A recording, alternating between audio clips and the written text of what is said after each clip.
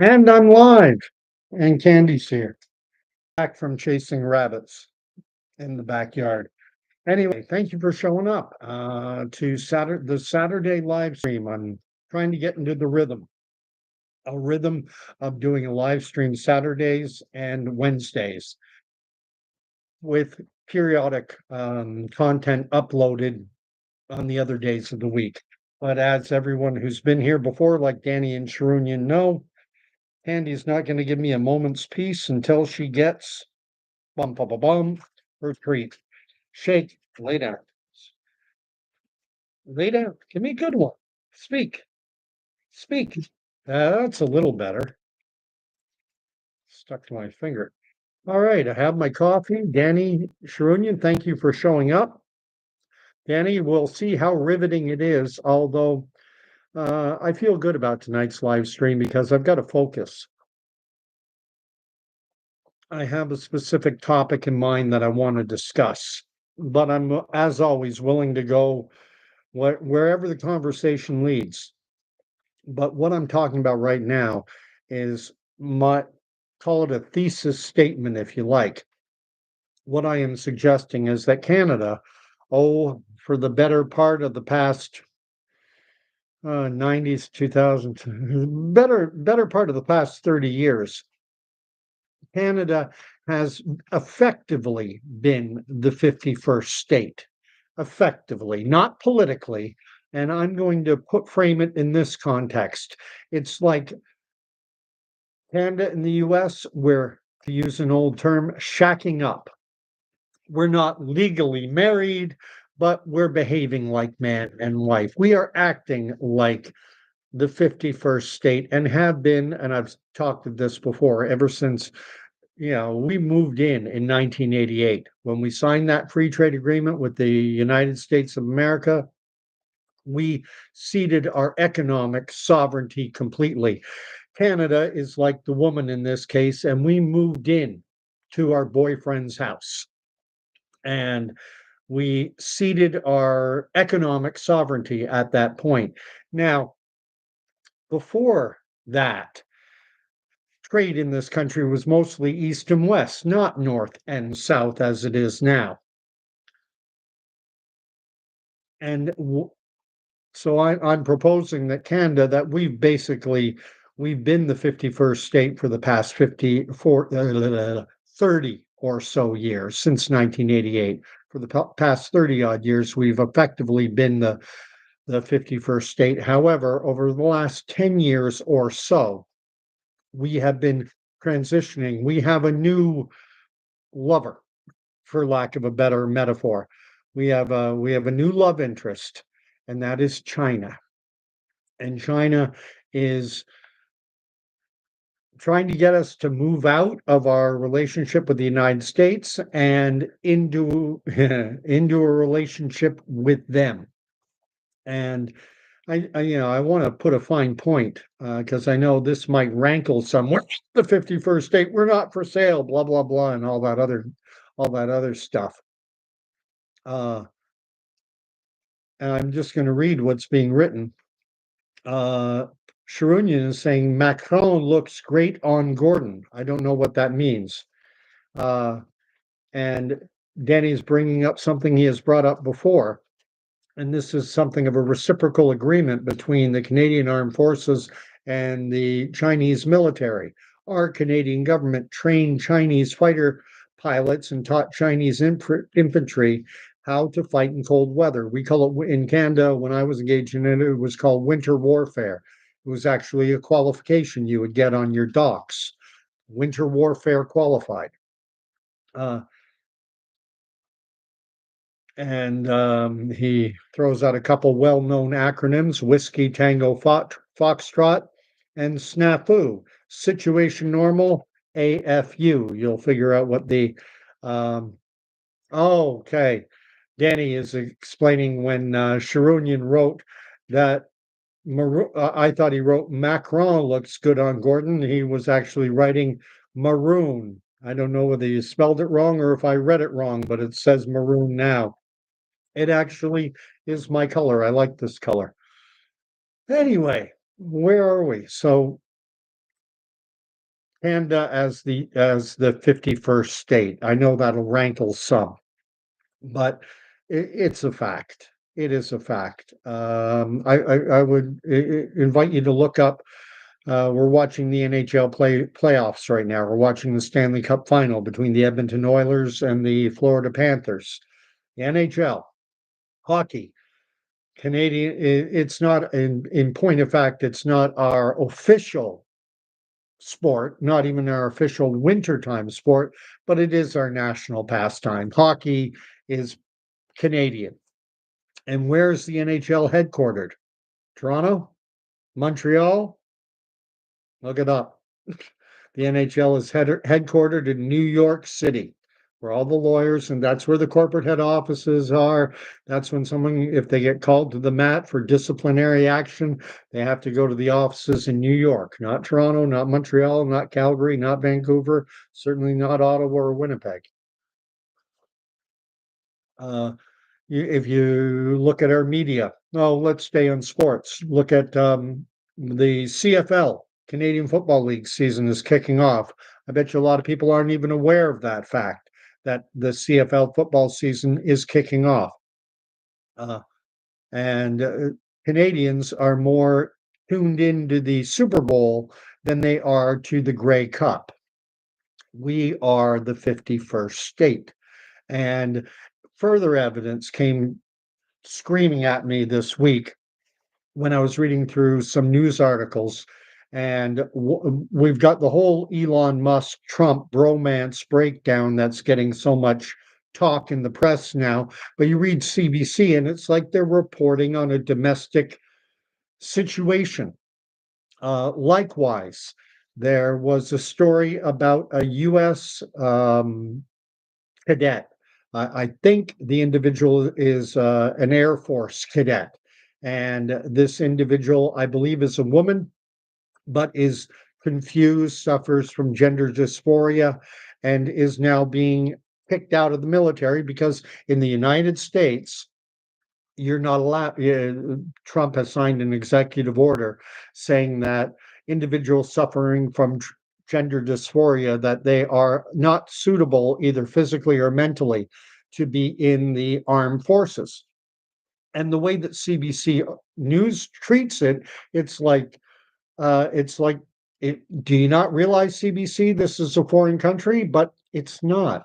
We view ourselves as being the 51st state. It's a weird, the Canadian identity is so wrapped up in being not American. What does it mean to be a Canadian? It means I'm not an American. And I think I have something of a unique perspective on this, given the amount of time that I spent growing up in the United States, almost 10 years. Didn't move back permanently for good. I spent almost 10 years as a Canadian living in the United States. And so I think I have something of a view that a lot of others won't have. Let me just read what's being written. Danny's writing that if you go and research on the WEF, World Economic Forum, their plan with Agenda 2030 is to have Canada, Mexico, and the United States as one big country. I think there are a lot of competing agendas out there. There's the WEF agenda. I think the Chinese have their own agenda. I think likewise, Donald Trump has a different agenda. I think the Middle East, certainly the Islamic world, they have a different agenda. And what's happening is that the old world order, for lack of a better expression, is crumbling. And it's simply a question of which new world will emerge from the old. And I see right now Canada trying to position itself under Carney's leadership to ease its dependence, to move away from our reliance on the United States of America, and to move even closer under the umbrella of the communist Chinese. And that worries the living heck out of me. There was just an article came out yesterday, and it was in CTV News, written on June 6th. Carney agrees to quote unquote regularize communications between China and Canada. We're going to be communicating regularly. Carney will be in regular communication, or at least, Canadian government officials will be in regular contact now with our soon to be Chinese overlords. That's the way it is looking. And I think, in reference to Danny's remark, saying that if you go and research on the Agenda 2030 WEF, that this idea of having Canada, Mexico, and the United States as one big sphere, one big country, I think China is pulling the strings on a lot of this stuff, because I think the Chinese have infiltrated the US government heavily. They've certainly infiltrated the Canadian government. We know that. That's been, even CSIS has come out publicly, Canadian Security Intelligence Service has come out publicly and said that China is interfering in our elections. We just had a bioterrorist incident in the United States where they were found, a Chinese national was found to be smuggling in some type of fungus agent, which would decimate the agricultural industry in the US, and also render anyone eating this fungus, if it got into the food chain, it would render them very sick, possibly even killing them. Anyway, Danny's going on to say they want, and he can't remember how many zones, but he thinks it's maybe up to 10 maximum. And they would be zones, not countries. Yes, I said spheres, zones. It's like George Orwell, 1984, where the world was divided into three main blocks. Oceania, where Winston, the main character, lived, that would be the Western world. Then there was Eurasia. To me, Eurasia was China. And then he had the third entity as being East Asia. And to me, East Asia meant the Islamic world. And was the way that Orwell broke it down in the late 40s, early 50s. Cryptomiri is here and is saying that the bromance between Elon Musk and Donald Trump is over. I don't know if it is or not. I don't know how much of this is just theater. But the way our Canadian media treats it, they're treating it like, we are being programmed right now, as far as I'm concerned, to regard ourselves as the 51st state, because we fixate on the United States, we fixate on how they handle issues, we fixate on their military, their economy, everything that Trump does and says, we fixate on it like we're Americans, but we are being programmed to hate Donald Trump and to, we're being programmed to decouple ourselves from this relationship we have with the United States. And Canada, at best, is a medium player in the world. 40 million people, massive landmass, but not a lot of people. We're not in a situation where Canada can go it alone. We're not big enough. And so we're like the Tattaglia family in the Godfather saga. We're not big enough in of ourselves. We need to cozy up. We need to have a patron. And our patron for the longest time has been the United States, going back to, it's got to be World War II. And then to my mind, when we signed that free trade agreement in 1988, we basically moved in with them. We didn't get married. We're not politically aligned. We're not the 51st state in title, but we're living together. We might as well be the 51st state.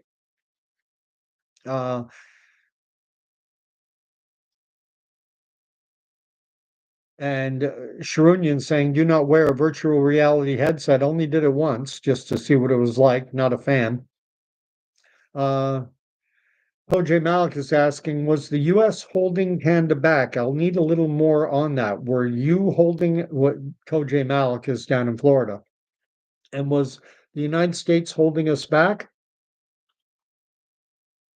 We were not as economically, prior to that 1988 free trade agreement. Canada was not as affluent as it became after that agreement.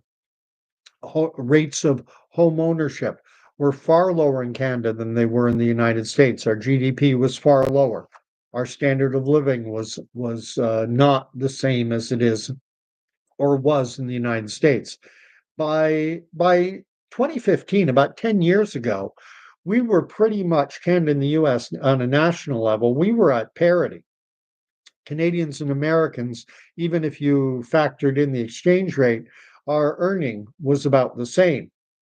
But over these past 10 years, I submit we've been cozying up to China, slowly severing the ties. It's not something you can do all in one fell swoop, because I'm convinced as we move into this new order of things, that the architects of these agendas, what they want to ensure, what they want to make certain of, is that it's a as smooth a transition as possible. Because if anything happens too radical, if anything happens that's too upsetting, then there's the potential for revolution. There's the potential, these guys who are at the WEF and UN, they know their history. They know what happened to King Louis XVI and his wife Marie Antoinette, how they lost their heads. They know if you upset the apple cart too much, that you everything can come crashing down and chaos can ensue, and chaos is hard to control. And so they're, it's the old analogy of boiling the frog. They just keep turning the temperature up marginally, a little bit at a time. And we all say, well, this stinks, but it's not that bad. Well, let's see how this is going to play out. Uh, we got Carney now regularizing, if that's a word, but that's in the headline. Carney agrees to regularize communication between Canada and China. We are moving in the completely wrong direction. We're aligning ourselves with a godless, that's a precept of communism. Karl Marx wrote, religion is the opiate of the masses. It's an atheistic worldview system where everything is viewed through the eyes, oppressor, oppressed. Are you an oppressor or are you the oppressed? Um, all private property is theft. If you own something, it's only because you stole it from someone else. And the only solution to this is to have the state as the owners of all, you will own nothing and be happy, to quote another well-known WEF line. And let me just read what's being written, because too much has gone on.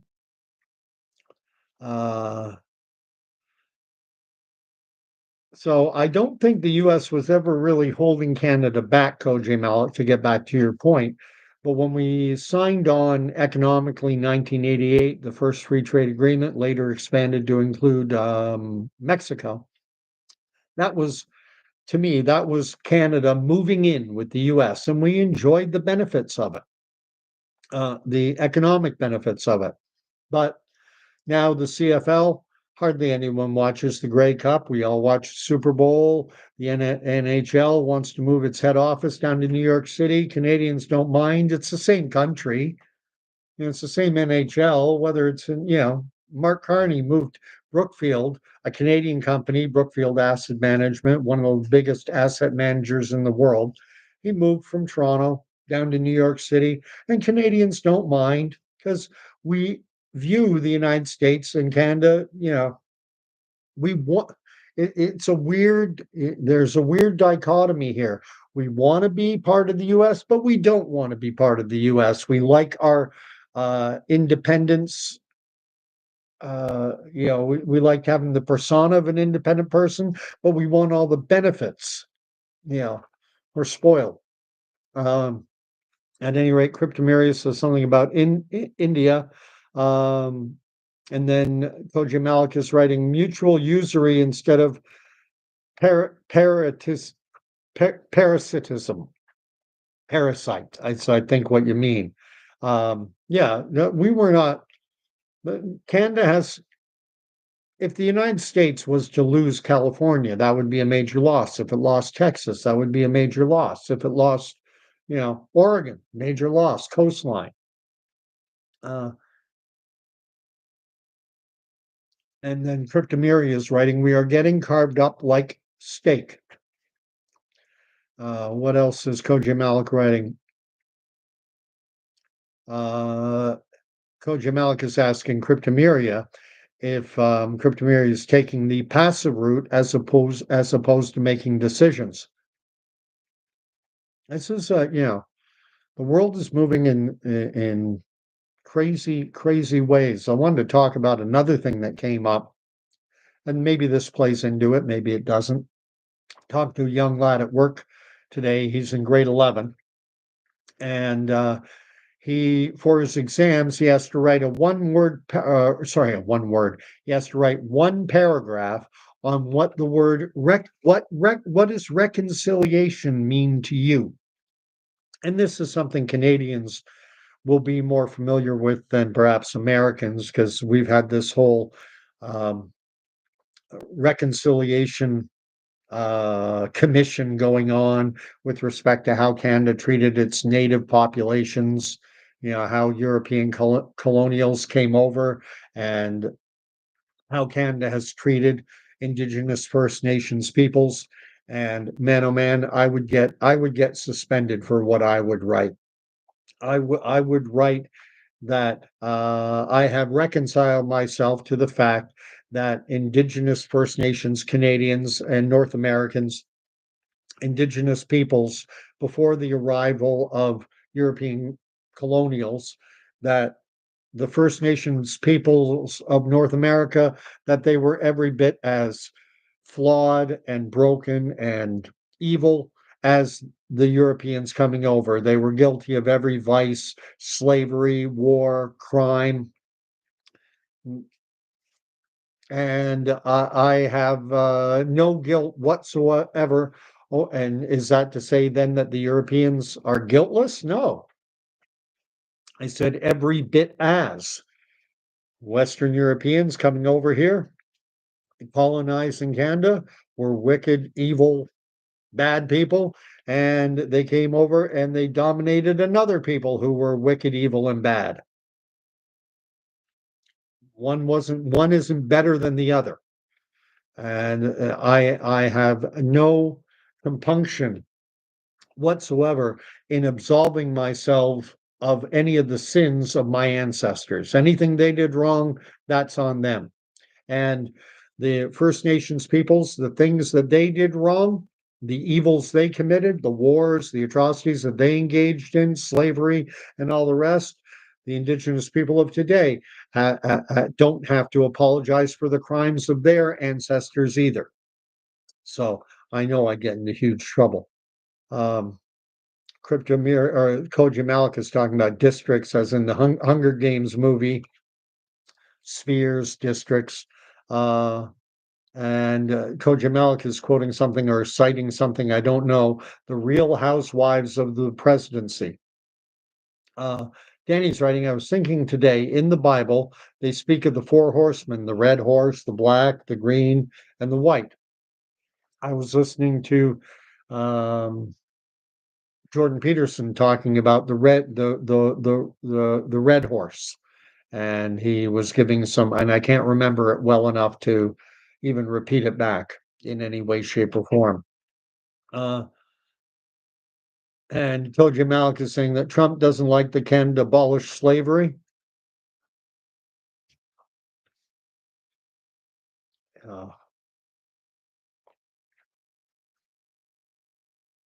You want to talk racism, talk Joe Biden. If you're not voting for me, you ain't black. I don't want my daughter going into an integrated high school. It would be a jungle. That was Joe Biden.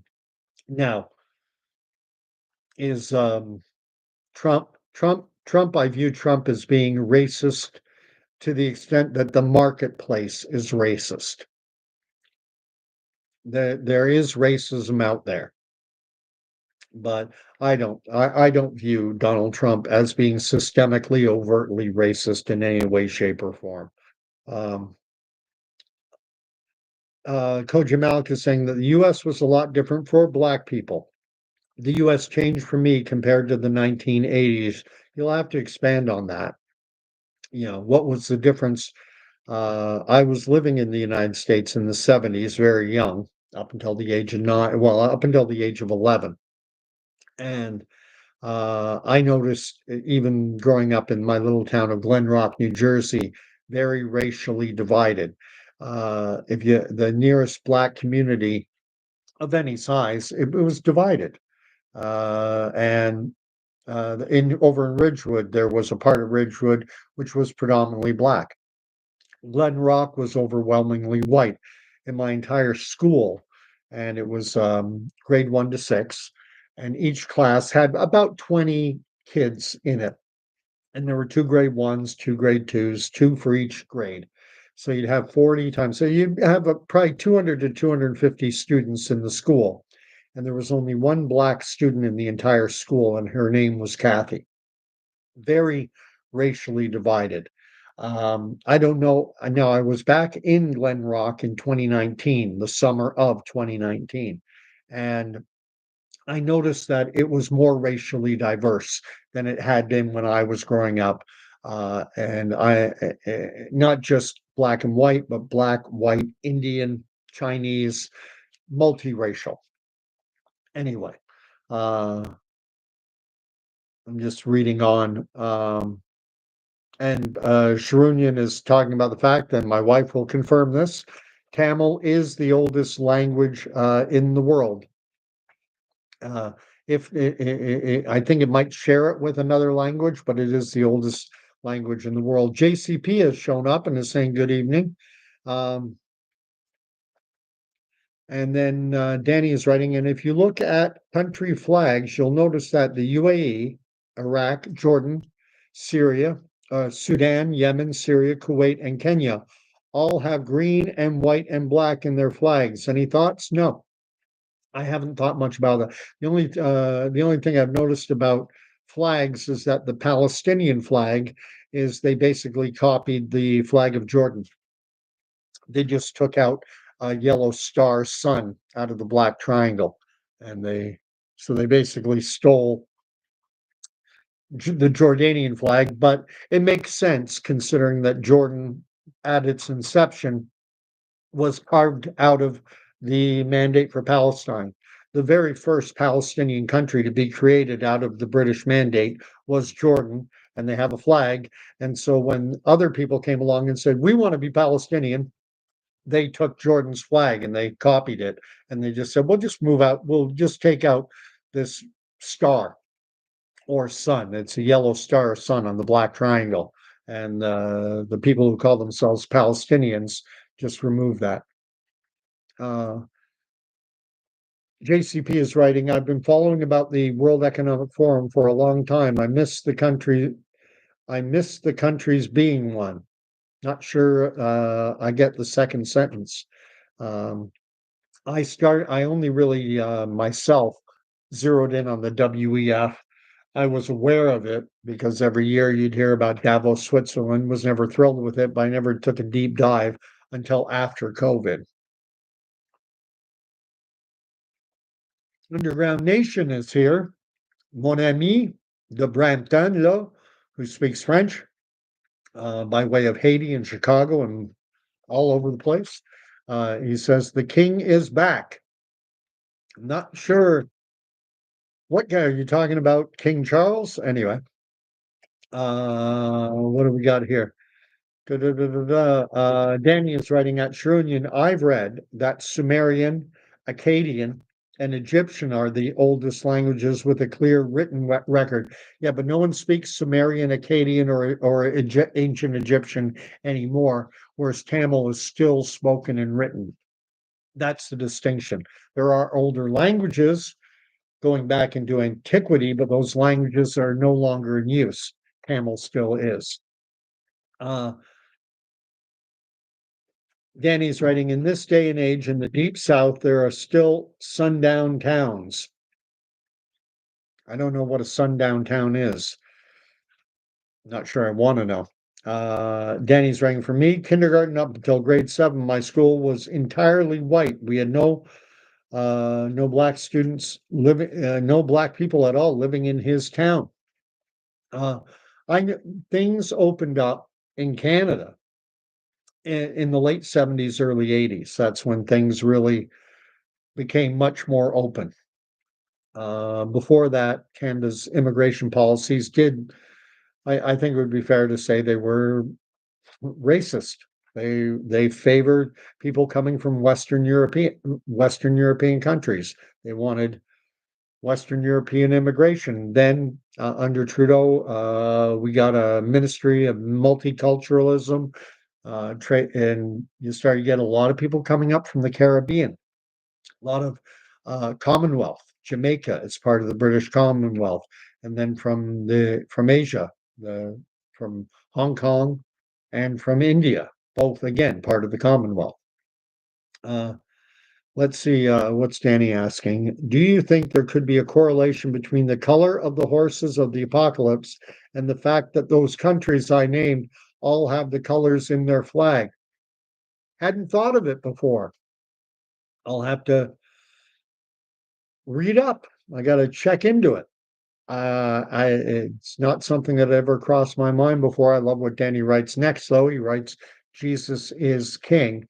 So where I think we're going is Canada is moving slowly out of the sphere of the United States of America. We are trying from on high, it is being decided that we are going to slowly over time wean ourselves on our dependence on the US economy, and we're going to come under the sphere, the control, under the influence of the communist Chinese. And this is not a good thing. This is a horrible thing. I would much rather be closely aligned with the United States, Donald Trump, and all the country and all of his flaws. You're never going to have a perfect president, no matter what the case. As and Canada, we've got to, yeah, and then if I would be in favor of Canada becoming the 51st state. It would make sense, but one man's opinion. But I'm gonna wrap up tonight because I feel like this, I've pretty much said everything that I wanted to say, and I know I usually go on longer, but it was a long week. I worked today until 9 p.m. Let's see what Danny is writing about. A sundown town in the United States refers to a municipality or neighborhood that actively practice racial segregation by excluding non-whites, often through discriminatory laws, intimidation. It sounds like the Jim Crow era, through intimidation or violence. These towns were sometimes characterized by signs that warned non-whites to leave by sunset. The term is also known as sunset towns, gray towns, or sundowner towns. I'll tell you what, back in the 90s, probably would have been 94, 95. I was in my late 20s, and I'd gone down, I was down in New York, and I decided to take a side trip to Glen Rock. It's right across the Hudson River, Bergen County. And so I went into my old hometown, checked it out, hadn't been back. We moved when I was 9. We'd gone back for one visit when I was 12, and so it had been 17 odd years. I hadn't been back, and I went just to check it out. And it was neat because I found out I couldn't find my way around. Every time I drove, I got lost. So what I did is I found a local. Got myself centered again in my neighborhood. Went to a convenience store, a little plaza that had been there from when I was a kid. Parked the car, went into the little convenience store and bought a little disposable Kodak camera. And then I decided to walk. And as I went walking, then all the memories came flooding back. And I walked by my house, and I walked to my school, and I walked to my church, and I walked downtown. I even was giving people directions. And it was funny. I went to my old public school, and the janitor let me in and gave me a tour. And anyway, when I was leaving, all I knew is that to get onto the highway, I needed to go through Wyckoff, a neighboring town. So I needed to, and somehow I got lost. The roads in New Jersey, Bergen County, they all go, there's no straight lines. It's not like Manhattan. It's not like Upper Manhattan. Everything twists and winds and crazy. And I got lost. And the next thing I knew, I was in Paterson, New Jersey. And Paterson, New Jersey is scary. It looks like Hamilton, Ontario after an atomic bomb. Sidewalks all heaving, half the stores vacant, a lot of broken storefront windows, and it was getting dark. And I was like, I was worried. I was like, I don't want to be a white guy and it was not a lot of white people around. And so I was like, I got to get out of here. And I pulled into a gas station and I asked the kid who came up, I said, how do I get to Wyckoff? And then he said to me, he goes, oh, you can't get there from here, man. You can't get there from here with a heavy Hispanic accent. You can't get there from here, man. And I was like, well, I got here from there. How come I can't get there? And he said to me, no, you have to go to Midland Park. Then you can get there. What he meant is I couldn't get directly from Paterson to Wyckoff. I had to go through Midland Park. Fair enough. So he pointed me toward Midland Park and I found my way home. Anyway, um,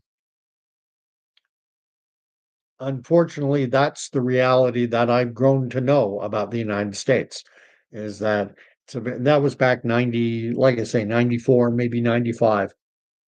Shrunyan's writing, please come up over to my home one day. It will be great to meet you. Uh, I am not famous. I am not famous. Not yet. Maybe at some point I will be, but not yet. Anyway, um, no real way to put a nice little bow on this and sum things up. Uh, I don't know that there's anything we can do to prevent Canada from being more closely allied with, we're pushing the Americans away and we're cozying up to the Chinese. And we just installed Mark Carney as prime minister. And this is the direction we are moving in. I'll say it before, I'll say it again. I think, we're seeing the storm clouds. They're all over the place. There's talk that China is making overtures toward possibly invading Taiwan. That would be on top of the massive escalation that recently happened in the Russia-Ukraine, the war between Russia and the Ukraine. Apparently, there's been renewed attacks on Kiev. So the Ukraine is, they're getting lots of support from the Western countries. There's no way that massive drone attack, if it did take place as being reported, then it must have been the Ukraine was getting help from the West. And so that war could blow up. We're looking at the situation between Hamas and Israel. The UN Security Council, the non-permanent members, what they call the elected members of the Security Council, were demanding a vote, calling for an immediate ceasefire, and a secondary but not a requirement, just a call on Hamas to release all the hostages. And from what I understand, the US vetoed it because it didn't mandate. I have no issue if they want to put forth a resolution calling on for both a ceasefire and the immediate release of all the hostages, that those two things must take place. Bob's your uncle, do it. But it has to be both of those things. You want a ceasefire? Give up the hostages. You want the hostages returned to Israel? You have to agree to the ceasefire. Both sides have to be willing to give something up. Hamas doesn't view the hostages as human beings. They view them as bargaining chips. They want to hold on to a few. They don't want to release all of them. I think they have 50, 60 still remaining, only 20, 30 of them still alive, and they see them as valuable bargaining chips. Well, Hamas, you want the bombing to stop? You want the war to stop? Well, then give them all up. And Israel, yeah, you want to eliminate Hamas, but you're going to have to put some water in your wine too. Allow Hamas to live to fight another day, but at least you get your hostages back. For what it's worth, I don't think Hamas will ever release all the hostages. I think it'll take their total defeat. Anyway, um, Danny's writing, I heard something about Carney wanting to join the European. Yes, he's cozying up as well to the European Union. Everyone is coming under the influence of China more and more and more and more. Our societies are being completely destabilized. The family unit is in total disarray. We got kids growing up who don't know whether they're a boy or a girl because it's being encouraged in our Marxist dominated school systems, because this is how you take an opponent down. This is the Trojan horse. China doesn't have to fire a shot. We're imploding from within, and they have a unifying Marxist ethic. They're going to come in and take over. And the only one I see internationally who recognizes the problem is US President Donald Trump. Now, is what he's doing to fight back against it? Is it going to be effective? Is it going to be enough? Is he doing it in the right way? He's the only one who's been attempting it. George W. Bush didn't. Obama didn't. Biden certainly didn't. This has been going on for generations. It's been going on back to at least Clinton, that this has been going on, this erosion of Western democratic values. And a big blow at it is, destroying the family, destroying the relationships between men and women. Now we live in a society where, when I was reading the article in CBC News about a U.S. Army Air Force cadet who had graduated from their Air Force Academy, this woman who identifies as, I don't know, I can't keep up with this stuff. The CBC News article was using they and their pronouns. They were at the top of their class. Who are they? How many people is this individual? Is this one person or 12? Just insane, the world we live in. And this, in Canada, this is being promoted. In the United States, at least, the Americans have a president who recognizes the basic framework of reality. So, yeah.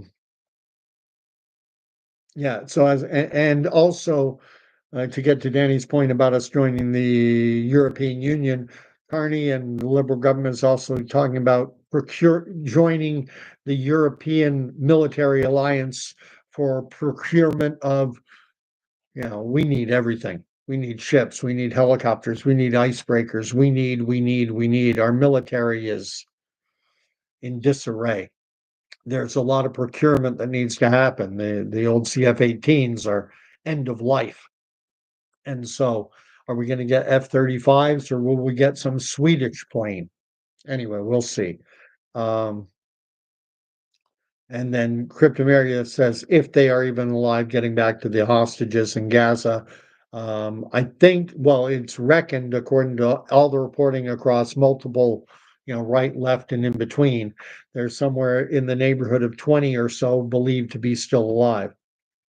And then Sharunian's writing, make UK European Union again. I kind of like the idea of Brexit. I think there is a benefit to having national identities and having national cultures. Anyway, I've got something to say on that. And Shrunian saying living in a stupid transracial mindset is stupid. And Danny saying years ago, Carlin said China will be the next superpower. They are. And Danny saying homeschool your kids. That way they'll be smarter and safer and probably keep their own gender. Oh yeah, I see a lot of homeschooling now. And Danny's underlying the fact that Pierre Poilievre, asked by a liberal podcaster if he was going along with Trump in that there's only two genders, and then Poilievre trying to be a little cute. He's got to be careful because they're all, when you're talking to these podcaster journalists, the agenda driven ones, they're always laying traps. And Polyev, in classic Socratic or Platonic reasoning discourse, rather than answer the question, he put the question back on the guy. Well, how many genders are there? How many do you recognize? I only know two. Do you know more? The kid didn't. Well, tell me. Put it back on him. It's a common little tactic when you get when guys are laying traps. Danny's saying apparently if a conflict breaks out, we've got 3 days worth of ammo. I'd be surprised if we have that. Um, oh, Sharunian is 241. That's too heavy. I don't care how big you are, how tall you are. I would like to get back down to 195. I'm hovering around 210 and I'm carrying a bit of a gut.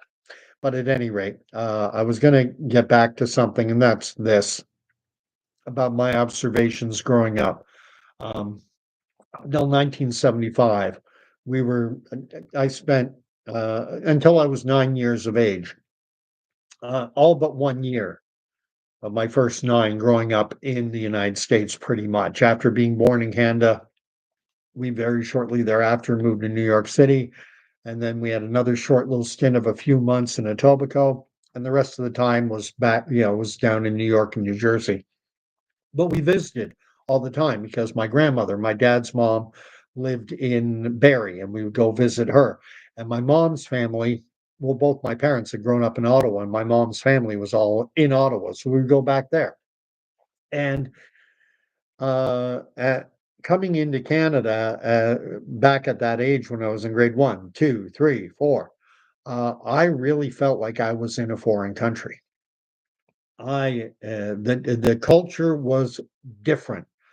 The speech was different. How's it going? Hey, what are you doing? Eh? When I went to the store, and this guy came up to me, and like there was a distinct Canadian accent back then.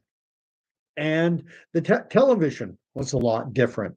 I never saw these shows, Forest Rangers or the um, Uncle Bobby show, or trying to think of some of the other one, Definition, crappy Canadian game show. I was used to watching The Price is Right, or Match Game, and people were winning thousands of dollars or a brand new car. And then I'd come to Canada and you watch a Definition, and it was today's winner gets a 3 month supply of laundry detergent. US game show, a brand new car. Canada, 3 month supply of laundry detergent. Woohoo! I noticed a really distinct difference. And I think a major component that saw the erosion of Canada's identity was another aspect was the onset of cable TV. Now, our media became dominated. Canadians stopped speaking with a Canadian accent. We adopted an American accent. Most Canadians I listen to now say process. Well, it's all part of the process. The word is process, Process. What's the process that I have to go through? But now, well, what's the process? I'm like, you're an American? And I heard someone today say, sorry about that. And I went, sorry? Isn't that an Indian woman's dress? In Canada, we say sorry. Sorry. It's a closed O sound, not sorry. And I've noticed a real erosion in the Canadian identity over the course of my lifetime. Beachcombers. There's a King of Kensington. These were popular shows back in the day, and now all our television is dominated by US. The last decent Canadian show that came up that I can think of, and it wasn't bad, was Corner Gas. Brent Butts, who I actually saw live and in person at a comedy show when he was doing the circuit for Yuck Yucks. Let's see. Oh my gosh, Danny would like to move up in weight. He's only 125, and he'd like to get up to a buck 50 to 150 pounds. Wow. There's another thing. Notice we use pounds. And we still use pounds. No one talks about kilograms, and we don't. How tall are you? I'm not 180 centimeters. I'm 5'11" and a bit. We've so merged with the United States. We just have this. I don't know how to put a finger on it, with this aversion to being included. And I think part of it is because Canadians do tend to be more polite. And so, and you have the ugly American, and Americans tend not to be liked overseas. If they go to Europe, people don't like Americans. So we don't want to, oh, I'm not an American, I'm Canadian. See my Canadian flag? And I don't know where to put it. Um, and Denny's writing, do we even have a Canadian identity anymore? I mean, Justin did say we are the first post-national country in the world. And what that means is there's no core culture, no core identity, no core belief system. Like, do as you feel, do what is right in your own eyes. There's no underlying culture, no underlying ethic. Everything is just do as you feel. And if you're wondering about where I get do as you feel, do what is right in your own eyes. That's the Old Testament over and over again. When kings were bad, when the kings of Israel and Judah were bad, it always says Israel did what was right in its own eyes. Fill your boots. You want to be a boy? You're a girl and you want to be a boy? Fill your boots. You're a girl or you're a boy and you want to be a girl? Go ahead. And we'll have to acknowledge it. Anyway. Shrunian's writing, Kapuskasing. It's a nice city. Definitely would want to live in Northern Ontario. I've never been up to Cap, but there's a lot of French up there. Cap, Iroquois Falls, beaucoup de Français là-bas. New Liskeard, a lot of Timmins. You get a lot of French, Franco-Ontariens up there.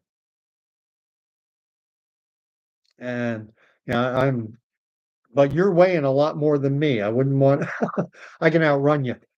Anyway, I'm gonna wrap it up. We'll see what happens in the weeks ahead. I'll have more content uploading during the week. I'm gonna avoid using the word RET, RD. I did a bit of an experiment with the video. I was wondering what would happen if I tried to trigger people, and I think I may very well have been hit by the algorithms because I used a very pejorative word that was used in the movie Tropic Thunder when the character that was played by Robert Downey Jr. talked about going full wah wah, and I'm not supposed to say that word on YouTube. And now I'm beginning to understand better why YouTubers always talk about being unalive and not using another word, because I do think it does throttle the heck out of you. Getting back to Danny, getting back to metric, he said that he learned metric, but I prefer the American system. Asked me to go 50 miles, no problem. Asked me to go 50 kilometers, I have to break it into miles. I'm not that bad. Kilometers are decent because I know if I'm driving down the 401 and it's 500 kilometers away, I know I'm 5 hours or so away. And if I can do a buck 20, I can cut an hour off and do it so between 4 and 5 hours. But in terms of weight, in terms of height, you'll notice when I'm on here and I don't know who I'm talking to, whether they're American or Canadian. I talk about the fact that I'm about 150 kilometers or about 100 miles, give or take, from downtown Toronto. It's crazy, crazy world. Canada, back in around 1976, the United States had signaled to the world, they said, we're going metric. And so Canada said, okay, we're going metric too, because we're Americans. We got to follow what our American overlords tell us. And the United States is switching to metric. And so Canada, being a much smaller country, was able to make the transition. They did it we did it very fast. Then the Americans got their backs up and they didn't want to switch to metric. And then we had already fully switched when the Americans reneged and said, we're not going to do it now. And we were kind of left out in the breeze. If the United States had not made the commitment to switch to metric sometime 1974, 75, 70, 76, in and around that area, if the United States had not made that commitment, Canada never would have switched. And I remember I used to watch Heather Conkey on some Canada AM kids show in school in grade 4 when we moved up in the middle of grade 4 when I'm 9 years old. And they would give you the weather in Kapuskasing, in Moosonee, in all these places. And I was like, and the temperature was always in Celsius. And I was like, 12 degrees? Oh my gosh. I've moved up, 12 degrees on the Fahrenheit scale is freezing. Anyway, that's enough for now. Anyway, I'm going to end it the way I always do. May the Lord bless and keep you. May the Lord make his face to shine upon you. And may the Lord grant you peace. Next live stream will be on Wednesdays. Wednesdays is going to be about faith. Always Wednesday night, faith-based message. And it's going to be what I'm planning on talking about on Wednesday is spectacle versus solemnity. When we go to church, are we looking for a show or are we going to worship the Lord God, creator of all things in solemn reverence? And as I am with so many issues, I try and look at things from both perspectives because there is part of me that likes the spectacle, but there's also a part of me equally that likes the solemnity. So we'll see what I come up with between now and Wednesday. In the interim, I'll probably have some videos uploading. God bless, and we'll see you all again very soon. Thanks for coming out, everyone. Hope you enjoyed the stream. Good night.